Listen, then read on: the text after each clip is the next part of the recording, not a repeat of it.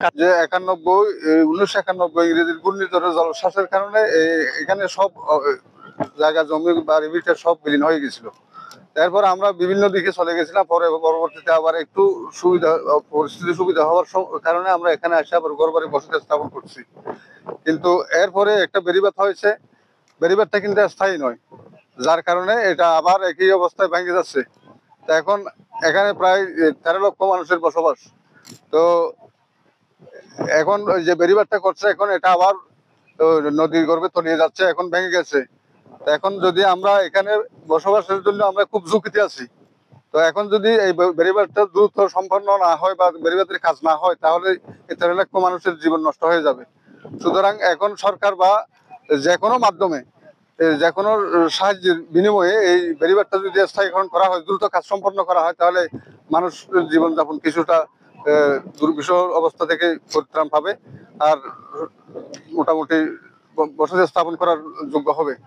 তো সরকারের মাধ্যমে, আপনাদের মাধ্যমে আমরা চাই এই কাজটা দ্রুত হোক এবং বেড়িবাঁধের একটা স্থায়ী বাস্তবায়ন করা হোক, এটাই আমরা চাই আর কি।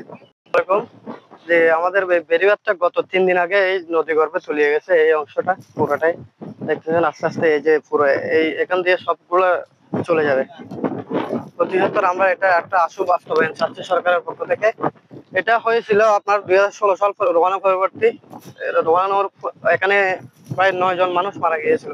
এই যে এই নদীর দিনের বেলায় পানি ঢুকে 9 জন মানুষ মারা গিয়েছে। তার পরবর্তী এটা হয়েছে এই অল্প কয়েক বছরের ব্যবধানে এই পুরো অংশটা চলে যাচ্ছে। এখানে 3 নম্বর টাঙ্গামাদ ইউনিয়নের প্রেমাশিয়া গ্রাম, রায়ছটা, আপনার 8 নম্বর, 6 নম্বর, 7 নম্বর আর 2 নম্বর ওয়ার্ড সহ বিভিন্ন ওয়ার্ডে এটা যদি ভেঙে যায়, পরবর্তী পানি ঢুকে বিভিন্ন ওয়ার্ডে এখানে প্লাবিত হবে, মানুষের জীবনযাত্রার মান নষ্ট হবে। আমরা সরকারের পক্ষ থেকে আসলে একটা বাস্তবায়নযোগ্য স্থায়ী বেড়িবাঁধ দাবি জানাচ্ছি। 1991 সালে মনে করেন যে আমরা তখন জন্ম হয় না, ঠিক আছে, আমরা শুনেছি, আমাদের পূর্বপুরুষ থেকে শুনেছি মনে করেন যে এখানে 1991 সালে যে বন্যাটা হয়েছে, অনেক লোকজন এখানে মারা গেছে। এখন শেষ পর্যন্ত ওখানে বেড়িবাঁধ হয়েছে, ঠিক আছে, 16 সালেও রোয়ানো হয়েছে। রোয়ানো হওয়ার কারণে আমাদের এলাকায় 10-15-20 জন হয়তো মানুষ মারা গেছে। এরপর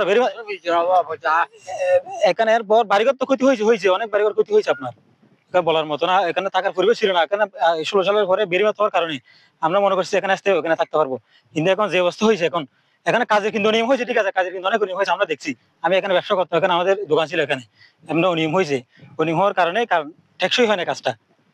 তো এখন এই কাজটা কিভাবে অতি দ্রুত করা যায়, এখন আমরা আসছি অতি দ্রুত যদি এখন কাজটা যদি করা যায় তাহলে এখানে বসবাস উপযোগী হবে। কিন্তু এখন সমস্যা হয়েছে আপনাদের, এখন আমাদের সমস্যা, আমাদের এখানে ভেঙে গেছে, এদিকে এখানে ভেঙে গেছে, এখানেও সামনে এখানে এই গেছে। আপনার জ্বর হওয়ার কারণে এখানে দেখতে পাচ্ছেন, আপনারা যদি জ্বর না হতো তাহলে আপনি দেখতে পারতেন এখানে হাফ একদম ইয়ার কিনারে চলে আসছে, বেড়িবাঁধের কিনারে চলে আসছে। এখন এরকম অবস্থা আগরে ফুরে হয়ে যাবে আপনার। আমরা চাচ্ছি অতি দ্রুত সংশ্লিষ্ট মহলের কাছে আমরা আবেদন জানাচ্ছি অতি দ্রুত যাতে এই কাজটা যাতে করা হয় এখানে দ্রুত।